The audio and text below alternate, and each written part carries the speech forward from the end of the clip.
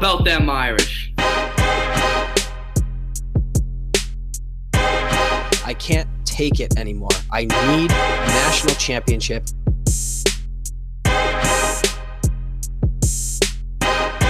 This is the Four Horsemen Podcast.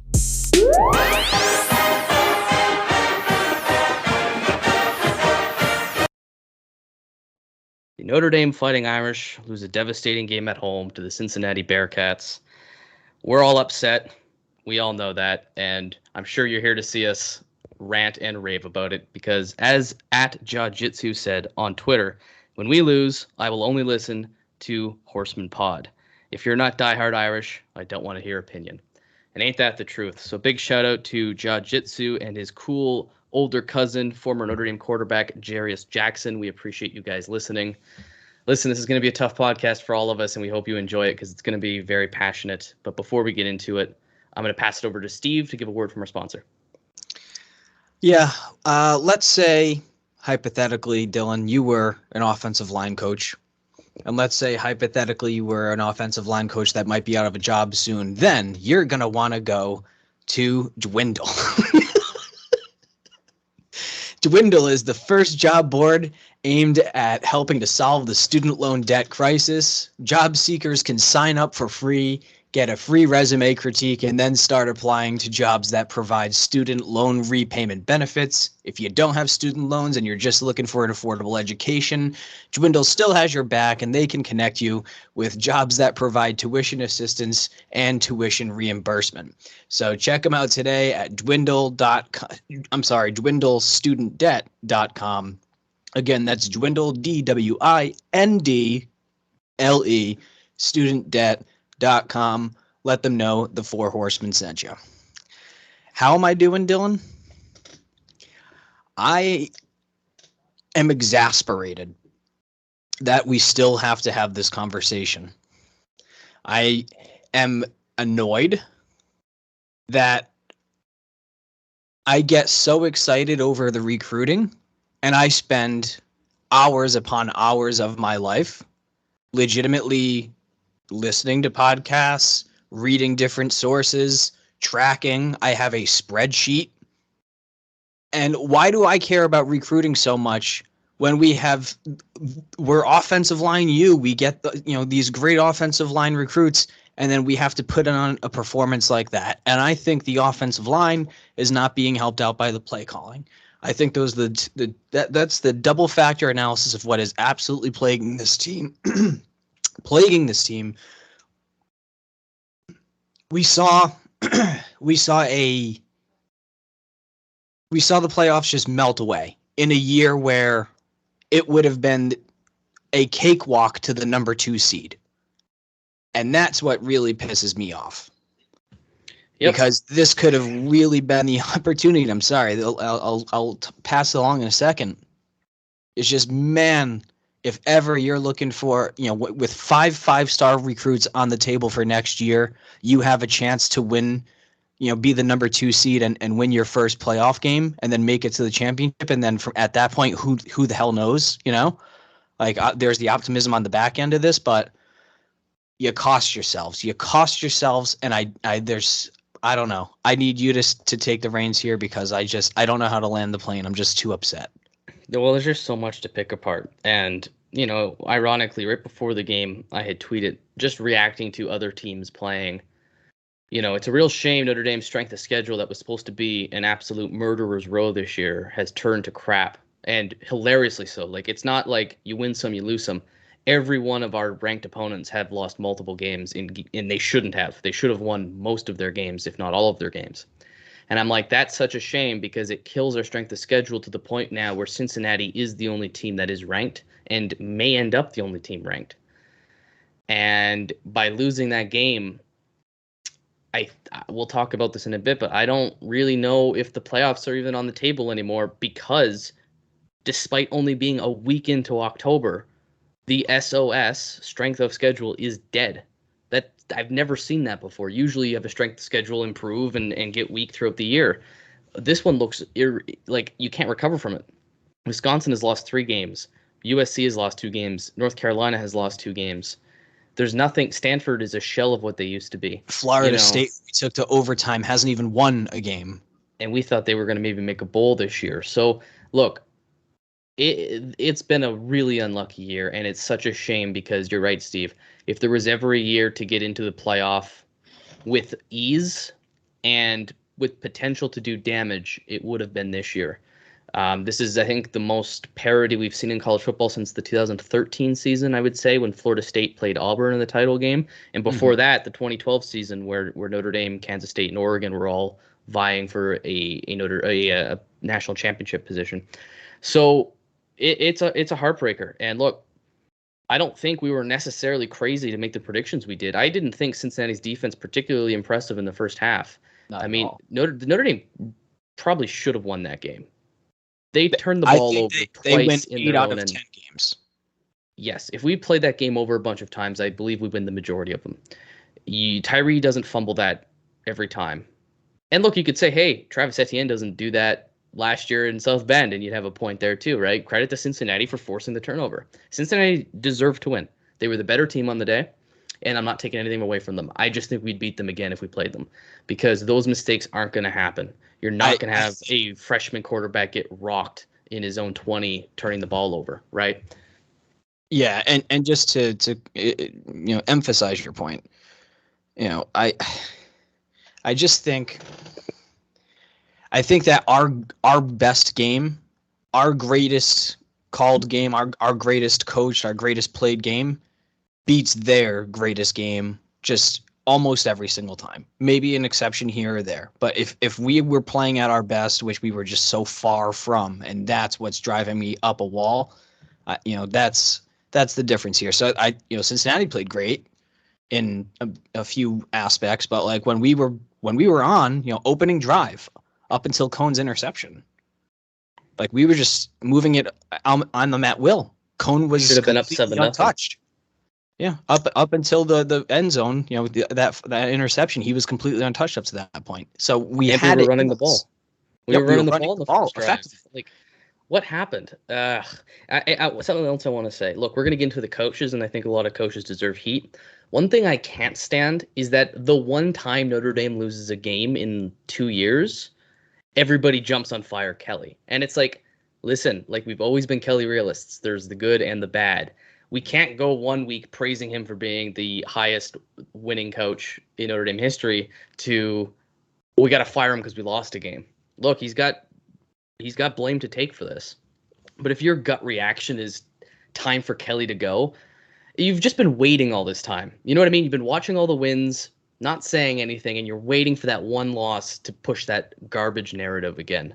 Mm-hmm. Notre Dame has been a perennial top 5 team in the last 4 years in terms of the record. Notre Dame has been one of the best. Let's not go that far. There are coaches we need to talk about, and I think we're going to get into that in a moment. But before we do, the game, it was there. I mean, to have played that poorly and had a chance to win it at one point. I mean, if I don't want to blame anybody, but if number 4 catches the ball and doesn't drop it, that keeps that play alive. Notre Dame, could go on and score, and that would have made the game right back into it. Yeah. So credit to Cincinnati. They are legit. I was impressed with their quarterback. Their fans showed up. A lot of people are getting upset about that, but look, Notre Dame's a destination spot, and it's not just fans selling it to Cincinnati fans. It like Ticketmaster exists, StubHub exists. Like you can get these on the market. It's not like these season-long Notre Dame fans giving away all their tickets. It's more than that. People are always going to come here. That's the dual-edged sword of Notre Dame Stadium. But credit to them for showing up. They played well. I don't want to take anything away from them. But man, that was an abysmal performance. Just utterly disgusting. It felt like we just never got into the game until the fourth quarter. Let's have the discussions and the debates. I want to talk about 3 things today before we move on, because none of us are in a good mood, which should make for the best podcast. One, and you guys could give us your answer on social media. Tweet us at HorsemanPod. Who should be the quarterback? Do we have a quarterback controversy? Number 2, Steve, is going to make the case maybe against Tommy Rees. He'll give more nuance to it. He had tweeted that from the pod account. I'm going to make a defense of Tommy Rees, so we'll have a little discussion there. And 3, we're going to talk about what's left to play for this season, because there's still lots to play for. Is a playoff chance there? We'll discuss all that. And then I guess we'll maybe talk about Virginia Tech, but I don't think that's on anybody's mind at the moment. So, Steve, I'm going to pass it over to you. Who's the quarterback for you? Do we have a quarterback controversy?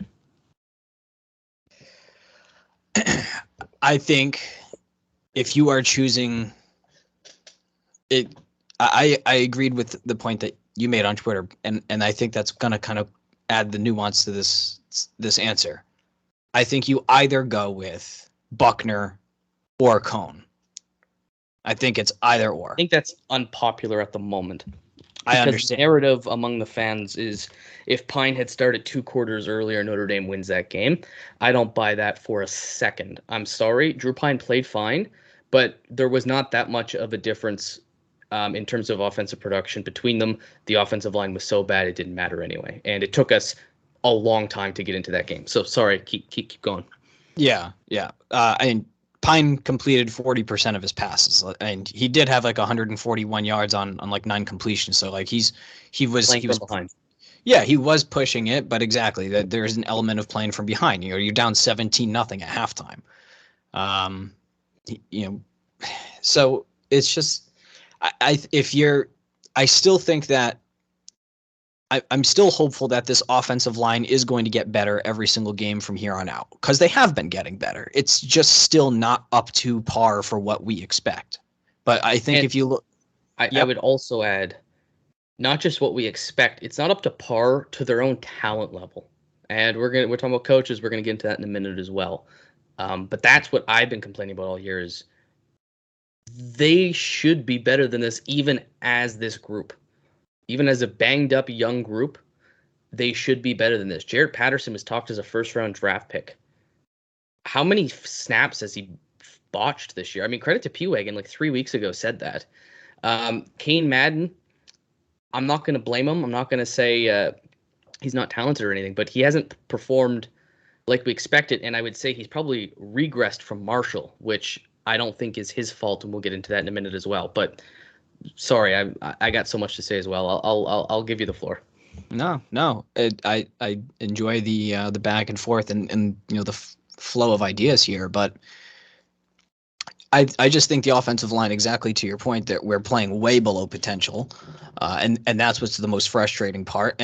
But I think that every week they are getting better. I think objectively, if you look at the performances, you could say, okay, like there was a step forward, there's a step forward, there's a step forward. So it's slowly improving, and I think as we are slowly improving, we did see that there was the capacity to run the ball yesterday in certain situations if you do it the right way. Kyren first run of the game was for 14 yards against 3 down linemen and 3 linebackers. You have 6 guys blocking 6 guys. Bam, you're going to have an opening. Spoiler alert. And so I think that the offensive line will be good enough with the weakness of the schedule going forward that we should still win every game. I think the games would be tighter than what we would have hoped if we have Cohn. I just think that you're going to limit your mistakes, and you're going to let the younger guys take a little bit of time to continue to learn, because there's still plenty of mistakes on their end. Now, the flip side of that, and why I say Buckner, is at this point you might say, even with Buckner, we're probably favored in every single game. It's probably going to get messy from time to time, but at this point, we're not playing for 2021. We're playing for 2022 and onward. We're trying to groom this kid into a national champion.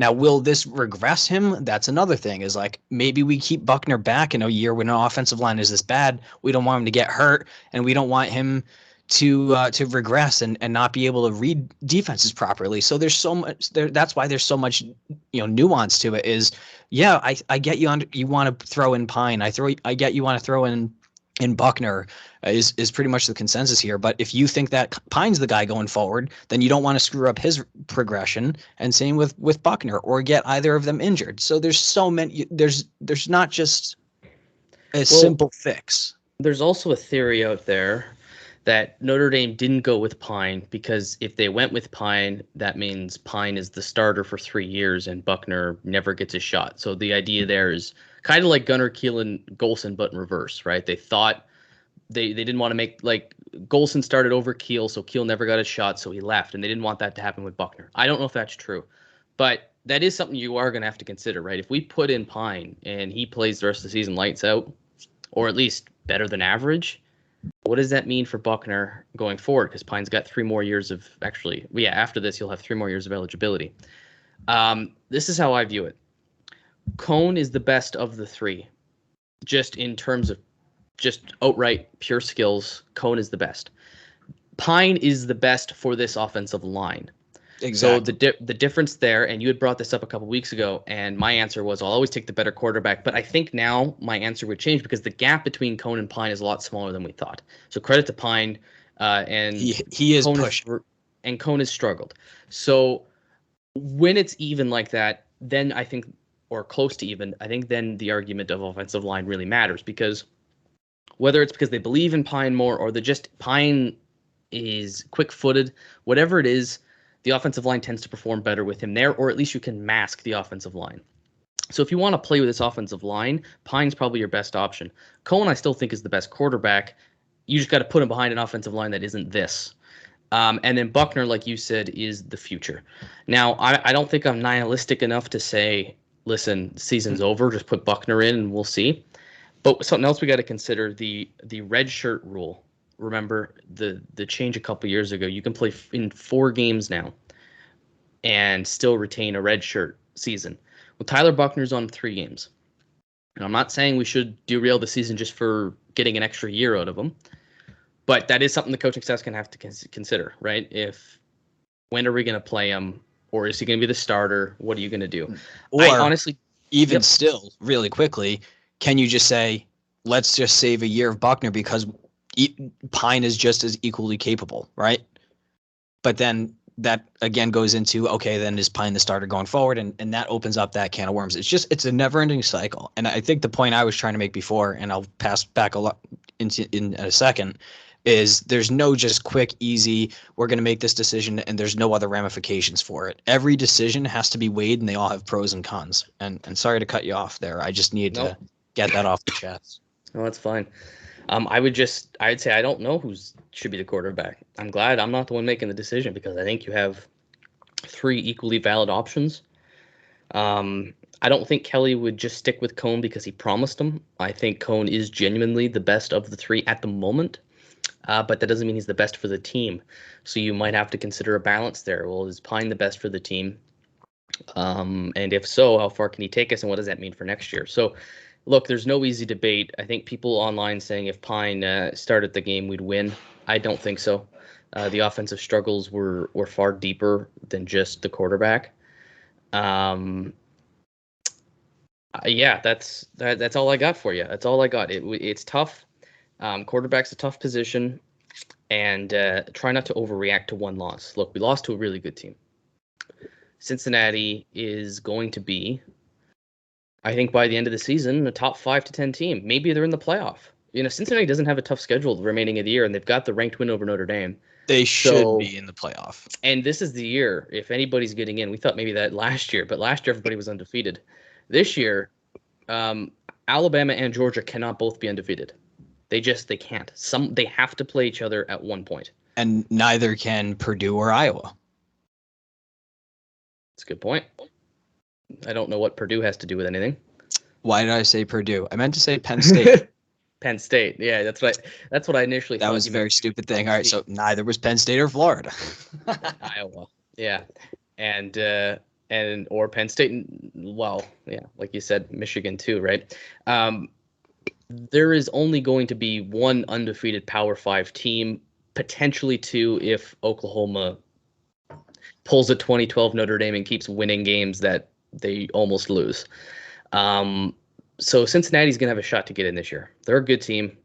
And losing to that kind of team, like 2017 when we lost to Georgia, can help Notre Dame's playoff chances. Now, we'll save the playoff chat for later.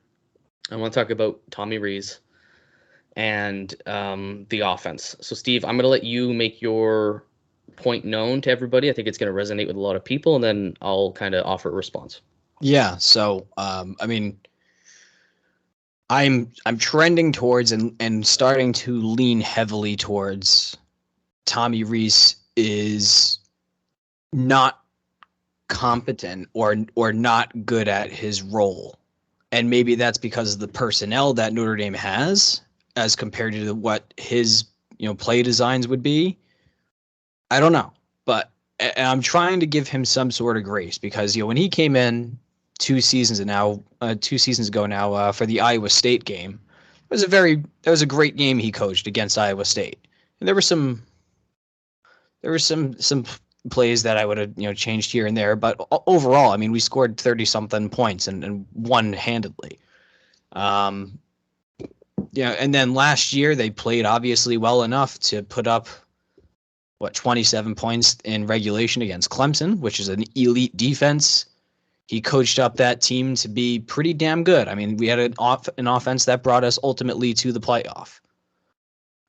So that's the saving grace for some of the play calls that Tommy Rees calls drives me crazy. Because obviously we've talked time and time again about him running into stacked boxes, and it's driving me nuts, and you just have to learn to run more out of shotgun. But then again, you had a much more mobile quarterback with Ian Book. You could run a lot more from shotgun because you could run read option plays and Book could run keepers, and that added a different element of the game.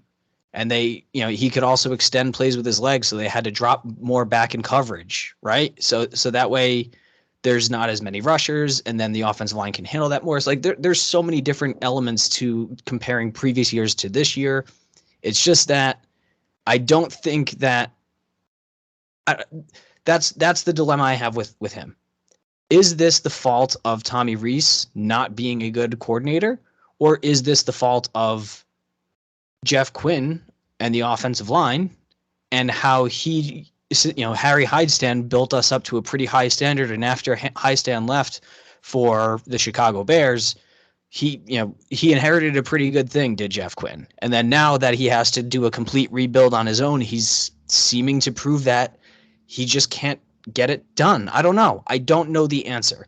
It's driving me crazy because I want to make up my mind in one direction or another. I just can't. I'm stuck halfway between.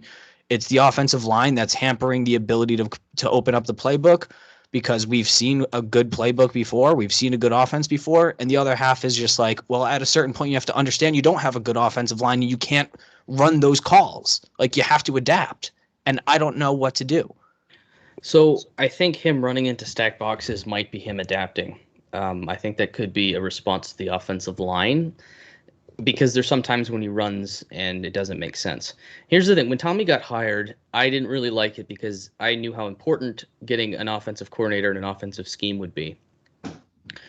Having somebody without any experience take over, I thought was a big question mark, especially after only one game's worth of experience. However, I've actually liked Tommy as the seasons have gone on. I thought he did well with what he could last year. I think he's a far better recruiter than people understand. I think he's got a very good understanding of the quarterback situation at Notre Dame, what it's like to be the quarterback and how to resonate with some of the younger players. Where I kind of would differ, I think, is that Tommy Rees, I think, has shown an intention to change the offense. So what I mean by that is we heard all spring and fall that Notre Dame was going to go for a more a more explosive offense.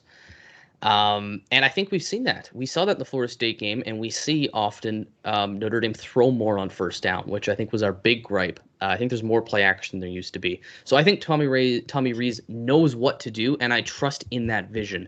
My criticism of Tommy Rees will be sometimes they get away from that. But that was more of an issue in the Toledo game, in the Purdue game, in the Wisconsin game, when you drive the ball early and then fail to do anything later. That did happen in this game too, but I think part of the running plays were to make up for the offensive line, and it just didn't work. And at the end of the day, players have to execute. So with Tommy Rees, I would defend him. I would say that I think I've seen signs of him going in the right direction, And where I will agree with you and where I would make my point is the offensive failures are almost entirely on the offensive line and Coach Jeff Quinn. Now, look, there's a subsect of Notre Dame fans who've been calling for Quinn to get fired because he wasn't a good recruiter. And I know where this comes from. I'm sure a lot of our listeners also listen to Irish Breakdown. Brian Driscoll said that for a while, and he's criticized him as a coach and as a recruiter. So we would get people say stuff about him as a recruiter, and we didn't quite agree. While I don't think offensive line recruitment has been as good, I still think year in, year out, Notre Dame's offensive line class has been impressive. Where I will agree with Brian Driscoll and Irish Breakdown and a lot of the fans is the coaching. I think, credit to you guys, you called it, and it's been masked for a couple seasons because he's had Harry Heinstein's leftovers, like you said, Steve. Mm-hmm. But now he doesn't. This is entirely his group, and I'm starting to see exactly what those fans have been saying. And for me, it was more just reserving judgment on his coaching. I would be more inclined to defend his recruitment, although not quite to the standard of his predecessor. But I wouldn't say anything about his coaching because I just hadn't seen enough, and I don't know enough about the offensive line to tell you. After seeing this season, I'm come around to that position that Jeff Quinn might not be the offensive line coach we need. And I will say, to mitigate and to almost play devil's advocate, it is a bad mixture of injuries and timing of this offensive line, right? There's so many fresh faces, there's so many injuries, and there isn't much returning talent. So there is a little bit of devil's advocacy there, but I would say even with those factors, this offensive line has still been playing worse than they should be. And on top of that, they have not improved enough. And I think, you've said they've improved every week. I mean, maybe, but we're 5 games into the season now, and it's the same garbage. This is a bottom 10 offensive line in college football, and that's out of 130 teams. So, I know I've been kind of monologuing for a bit here, but I would defend Tommy Rees. I believe in his vision. I think with the right personnel, he can run an offense that we want to see and that will be successful at the college football level. Where I am more concerned about with coaching, and I look, I don't know if I'll ever call for someone to get fired. I find that too personal. But Jeff Quinn's performance, I think, is deserving of criticism and further examination because this offensive line, it's not just the talent, it's underperforming. Kane Madden was better at Marshall than he is at Notre Dame. That's not just a Kane Madden problem. Because when Kane Madden came from Marshall, he should have been better than this. He's not, right? Jarrett Patterson has taken a step back despite staying at center. Nobody else has been able to come into that offensive line and do anything. I really like Zeke Correll. I really like what he has as potential, but it hasn't been overly impressive.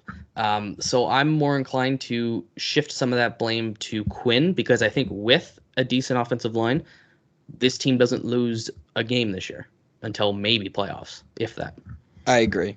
I definitely agree. And I think, and it's good that you did talk for a while there, because it's helping me hear different voices, hear different, obviously paradigms and views of the program, the game, the play calling, the whole nine. And that's what's been the most frustrating for me. Like I mentioned, I was pretty baffled just coming into this podcast, just thinking, why am I still having this conversation in 2021?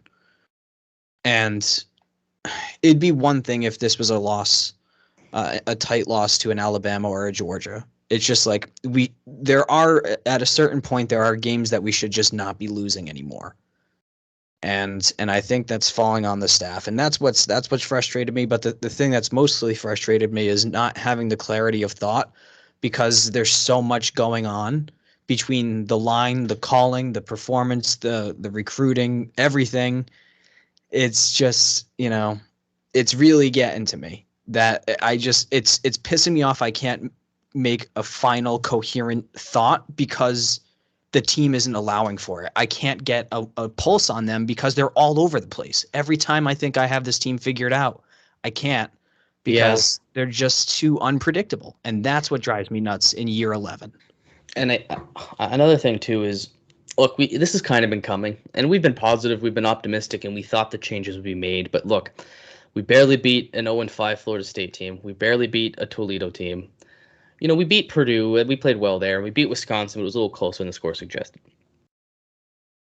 it shouldn't surprise us that we got a loss at some point. We were not playing like a top 5 team, despite, I think, having a top 5 roster.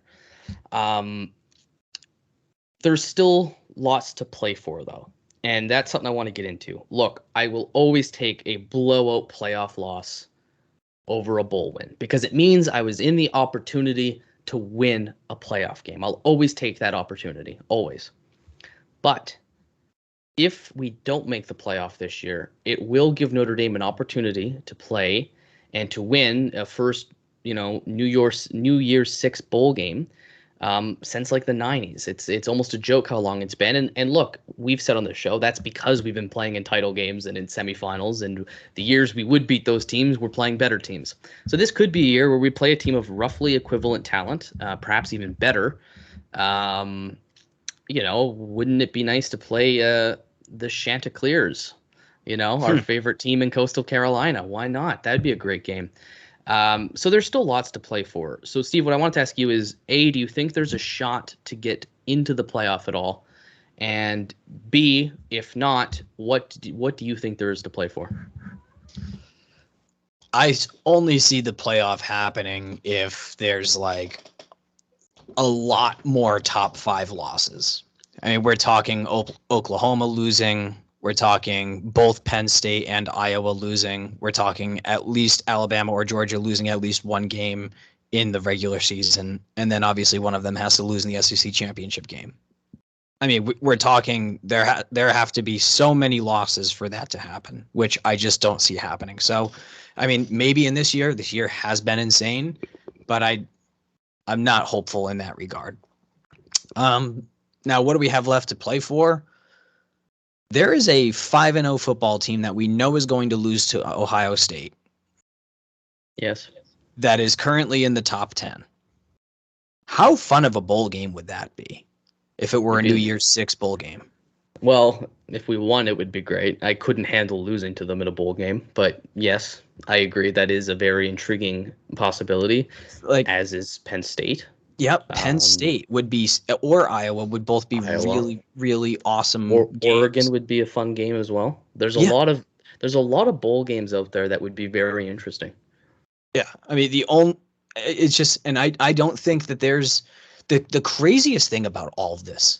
The craziest thing about all this, I still think Notre Dame is a top 6 football team, talent wise. Mm-hmm. In this year, because there's been so much turnover to your traditional powerhouses, in this year we are a top 6. I think we are better than Cincinnati. It's just, man, I'm not we're gonna go to a New Year's Six bowl game, presumably, if we take care of business, and then we're still gonna have the opportunity to be 11-1 and beat a premier level talent. Or a premier level program. We're talking programs that have had national championships within the past decade. Mm-hmm. So I don't know. Oh man. What do you think? Look, we can go 10-2 and still play in a New Year's Six bowl game. That's the one thing about not playing in the playoff, is that there is a little more margin for error. Not that, look, I'm not counting anything on this schedule as a loss. We're going to be better than every team we play. It's just, I'm trying to find something here on social media, and I don't know the account who runs it, so I can't give it to you. But I'll tell you where I was going. You want one reason for what we have left to play for? Just one really, really good reason to keep playing this season. That is to keep the streak of how many days it's been since USC has beaten Notre Dame alive. That is the rivalry. That is arguably the best rivalry in college football, and we have a chance once again to kick them in the face. You don't need another reason to play football. You have a chance to beat USC in front of your home fans. That is worth playing for. And it's been, 5 years since they've beat us? Let's keep that going. You need something to keep you guys going at home? Trojan blood. Late October. It's the rivalry game. And we have a chance to kick them out of any shot at playing in anything significant. They already have 2 losses. That's something worth playing for. The bowl game is going to be, regardless if we're playoff or not, that's going to be a fun matchup. It's going to be a winnable matchup. Even if you get matched with, that one year we were unfortunate to get Ohio State in the bowl game. Ohio State this year isn't that great. No, Could you imagine playing Ohio State and then the first game the next season is at the Horseshoe? That'd be really fun too. There's a lot to play for, guys. The sky isn't falling. As for the playoff, look, I find it very hard to think we can get in now. Like you said, Steve, it's going to take multiple losses. Let's give Alabama and Georgia a spot. Geez, what do you do? Would you rather Cincinnati go undefeated and take the third spot, or do you want Cincinnati to lose twice so you can get in ahead of them? I'm thinking you probably want Cincinnati to win out. So then you've got 3 teams and 1 spot left. That means Oklahoma needs to lose twice. That means the Big Ten needs to have a 2-loss champion. That means the Pac-12 has to have a 2-loss champion. Or perhaps USC wins it and then, Notre Dame would have the head-to-head. It's going to be hard. It's going to be hard to get into this year's playoff. I mean, unless Cincinnati falls apart, but then your loss no longer looks good. It's just, it is not a good situation any way you look at it. So there is stuff to play for. The playoff, I wouldn't say is dead, but it is very unlikely. But man, we got USC still. We have a chance to show everybody how Sam Howell is kind of a fraud. We have a chance once again to beat Stanford in Palo Alto, which is something we've done once in the last decade and a half. And we have a shot to win a bowl game, a major New Year's Eve bowl game, whatever they call that thing. And we can go into next season with a better roster on a good note. That's what we have to play for. And if you're going to tell me we're out of the playoff and our down year, quote unquote, is going to be missing the playoffs by 1, possibly 2 spots, going 11-1, and then going 12-1 with a win over a top 10 team in a New Year's Six bowl. If that's a down year for Notre Dame football, I will take that every single year. As a down, not every single year. I want the occasional 12-0 in the national championship, look to happen. But come on. But basically, what I'm saying is, have a down year. You would want it to be that. Yes. I mean, especially as an expanded playoff seemingly is coming down the pipe. If you're going to give me an 11-1 Notre Dame every single year, I'm going to give you a Notre Dame in the playoffs every single year, with 6 teams or more. That's just the reality. So if this is our down year, quote unquote, I think we're in a good position as a program. So I don't want to be all down. I don't want to be, beat everybody into the ground, because things could be a lot worse. We are playing better than Clemson right now. Yep, that's a down year. That's the thing is, you look at everybody else. Texas lost already. Florida has 2 losses. Auburn, they have a loss. Ole Miss, everyone, you and I were hopeful that maybe they could compete against Alabama. They got tossed into eternity. So it's there's Alabama, there's Georgia. They are far and away the 2 best teams in the country. And then the next tier you have Notre Dame, Penn State, Cincinnati, Iowa. I think those are the other teams that are at the next level to be able to at least sniff or compete with Alabama and Georgia. But they're still so far away from that. And then I think that any of the 4 teams I just mentioned are going to beat Ohio State, Oregon, Michigan, BYU, Michigan State, Oklahoma State, Arkansas, Coastal Carolina. Those are kind of you're pretty damn good, but not there yet. And that's because it's a down year for both Oregon and Ohio State and Oklahoma. But the point I'm making is this is still such a good football team, and it's such a good football program. So it's a bummer right now that we are out of the playoff, but try to have a silver lining, man, because there's still a lot about this program to love. And look, long term, if we finish the season 12-1 or 11-2, it's another successful season. People would look back and be like, look, Kelly did another great job here. I mean, and it's not what we want. We've recruited by going back-to-back years at 8-5. Yes. Now look at the last 5 years we've had with that string of success. You tell me we close out 11-1 with a New Year's Six bowl. That's going to help us so much in recruiting. And I want to clarify something too. I said on the account I was upset with the fact that all the 5-stars from this and next year's class were at that game, and I don't think it hurt them. I want to make that clear. I don't think losing the game means they're not going to come to Notre Dame. The point I wanted to make was you want to give them the best possible experience, so you maximize your chances of getting them. And to me, that's a night game at Notre Dame. It's not Cincinnati in the afternoon. It's USC at night, because if you lose, you still got the rivalry aspect. You still got to experience the electricity in the crowd, which we did not have last week. And it's a big name program. So for those interested about the recruiting aspect, I will say I don't think anybody is not committing to Notre Dame because of it. I do think it would be maybe wiser to schedule official recruits for Southern Cal when we're playing them at home. And I know some people come on their own dime if they're a little early for an unofficial, and they can do obviously whatever, like, credit to you. But that was just the point with recruiting that I had wanted to make before we kind of get into Virginia Tech. Yeah. No, that's a good point. And I mean, all reports are that they absolutely crushed their visit with Drake Bowen, 5-star, linebacker for next year. Lorenzo Styles is on our Lorenzo Styles is already on the Notre Dame roster. What a great game, by the way. He had, he only had the one big play, but it was a huge play for the freshman to come in. What was that, like a 12-yard hitch for a first down or something? Yeah. So, and that means that Sonny Styles was naturally gonna, have some sort of way to fit in and feel comfortable here. So there's definitely a lot of recruits that I think you're right. This isn't gonna push them away, because we've recruited pretty darn good over the course of some really mediocre years in recent past. But yeah, it just leaves a little bit more to be desired. A 7:30, 8 o'clock game at home in October, getting the full experience of Notre Dame in that campus, that would have been a little bit better of a call. So, and there's just a little more to do on campus when it's a night game.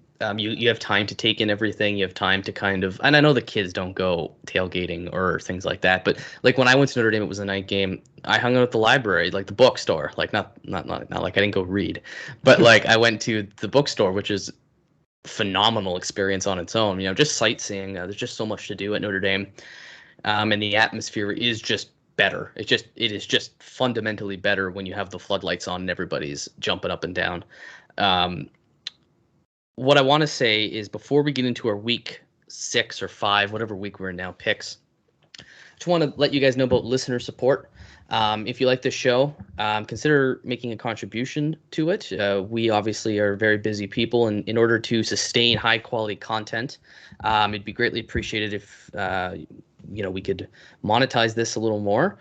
So in the link below of this podcast, and also our pinned tweet on Twitter, has the link to get listener support, where you could make a monthly contribution. If so, we would greatly appreciate it. It means a lot to us. And look, we do this because we love interacting with you, and we love chatting about Notre Dame. That's what we are. We're a diehard podcast, and I think it's only gonna get better as we get close to that national championship. Sorry, I had to put a positive spin on it. It's been too down this episode. Steve, 5 games for the week. I do believe you're still leading us. Go away. Yep. So we start this week with the Red River rivalry. It's going to be OU at Texas. Technically, it's going to be obviously in the Cotton Bowl in a neutral site, but Texas will be the home team here. What do you think? Do you have the Longhorns? Are they back, or is OU overrated? Are they a paper tiger? Or is OU just so much better still? Well, this is a rivalry game, so it doesn't matter how good either of them are. And I don't mean every rivalry game is like that, but this one in particular has a feel of anyone can win it, no matter how good or bad you are. And I do like this rivalry game. I think it's a lot like Notre Dame USC in the sense that it's not always played on Week 13, rivalry week, so it's a little lesser known, but it is a historic rivalry between two great programs. I was shocked. Oklahoma survived their arch nemesis, Kansas State, who keeps beating them. Credit to Oklahoma. Normally, Look, Oklahoma has not been good this year. I joke that they've been the Notre Dame of the Big 12. They keep getting by barely. But I don't think this is the week. I thought last week was the week. I don't think it's this week. I'm going to take the Sooners to beat the Longhorns. At the end of the day, I think they're just a better team. I do expect Oklahoma to drop a game or two, but I don't think it's going to be to the Longhorns. What about you, Steve? I am the opposite. I think the Horns move on. Yeah, I don't know. It just feels like Bijan Robinson is going to be able to just control this game. Doesn't feel like Oklahoma has a particularly imposing defensive line or front seven because that's just, the Big 12. So yeah, it just feels like Bijan is going to kind of have his way and limit the possessions for Oklahoma. I just see Texas running away with this one. Fair enough. All right. On to the next game. We have two teams that proved that they simply could not hack it in the top 10. We have Arkansas at Ole Miss. Both of them have subsequently been beaten very recently. Who do you have, the Hogs or the Rebs? Well, assuming the Kyle Hamilton for Heisman campaign is not going to get going just because not enough people see the truth, I'm going to hop on the Matt or Mike, whatever his name is, Matt Corral Heisman campaign. I love the guy. I know he had a rough game against Bama, but who hasn't? I'm taking Ole Miss mainly because they're at home here. I know Arkansas keeps impressing everybody, but I like the Rebels. Yeah, and I unfortunately am actually going to agree with you, especially at Ole Miss in with the home stadium. I'm always going to go with the best QB, or in most cases, I guess I would say, and I think Corral's the man. So I'm going with the Rebels as well. And the next one we have UGA and that vaunted defense on the road in Auburn. Who do you have? Bo Nix and the Auburn Tigers, or that absurd defense down in Athens? Auburn and Georgia have played a lot of good games recently. Man, I want to take Auburn. They're at home. It has upset Central written all over it. I'm just going to take Georgia. I think this is the year Georgia wins the national championship. They are so good that I don't think anyone can stop them. And maybe I'm wrong, and I could see this game, being tight, but I like the Bulldogs and, War Eagle, but not this time.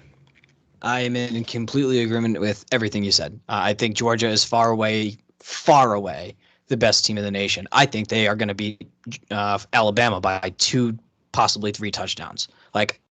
I think the world of this Georgia team, and I don't think they're going to get that to where they need to be, which is the national title, by losing this game against Nix. Sorry, Bo. I just don't have any faith in you. So I'm rolling also with the Dogs. Sorry to keep going straight chalk with you here, but that's going to get us right into the next game. Penn State at Iowa. Iowa, cool stadium. Kinnick, turn around, do the wave at the sick kids there, and obviously the best wishes to them. They all get better. But what do you have here? Is it the Nittany Lions? Or the what the hell is Iowa even anymore? I forget. The Hawkeyes. Yeah, that's what I said. The Hawkeyes. Shout out to our one Hawkeye fan on Twitter. We appreciate you. You know what? I'll even tag them in the tweet. Listen, I think both teams are overrated. I think pretty much their own fans know that too. Look, Penn State is not a overly great team. They barely beat Wisconsin, who both Notre Dame and Michigan annihilated. Iowa is Iowa. I respect Iowa. I think they're a good top 15 team, but again, I think Notre Dame would kind of score 700 touchdowns on them, and that's with the offensive line. Obviously, I'm exaggerating there. Look, in a Big Ten versus Big Ten matchup, I'm going to take the team that's the most Big Ten. Who's better at playing a Big Ten football game? And that's going to be the Iowa Hawkeyes. I'm going to take the home team here. I don't think the Nittany Lions are for real, and I don't think Iowa's for real either. But they are more Big Ten. So I hope that logic works for everybody. Yeah, no, I'm just straight up agreeing with you, and I'm a little bit more impressed with the Iowa Hawkeyes than you are. I think they are legitimately a top 8 team this year, and maybe even top 6. And also don't see that Penn State is. I think Penn State will probably finish the season at least 10-2. So I'm going with the Hawkeyes here, and especially at home. They're going to be juiced there, undefeated. They're number 3 in the nation. I think that, student section is going to show out. Shout out Vodka Sam. So let's roll Hawkeyes. And I'll point out, I don't think Notre Dame would actually score 2 touchdowns on Iowa. That's just, now that I'm thinking about it, Iowa's got a really good defense. And really bad offense. I do think we'd beat them, but that'll be a 10. That smells game. Like a 14-10 game. Yeah, that's a Big Ten game, and I don't like them. Yeah. Okay, and then finally, we are going with the Utah Utes on the road at a team that, as we mentioned, this season is worth playing for because it is worth beating the crap out of this absolute trash bag program from South Central Los Angeles, the USC Trojans. Were you about to call them the Fighting Trojans? I was about to, and then I stopped myself. I kind of like that, though. I have sushi on my lips, and it's just staring at me, and I want to just dig right into it, so that's why I got a little distracted. But it's your USC Trojans at home hosting the Utah Utes. Who you got? That's a really good one. I feel like the weeks I expect USC to win is the weeks they lose, and the weeks I expect them to lose are the weeks they win. I'm going to take the Trojans at home here. They are a 3-point favorite, which means this is an absolute tie game on neutral field. I think they are better. I think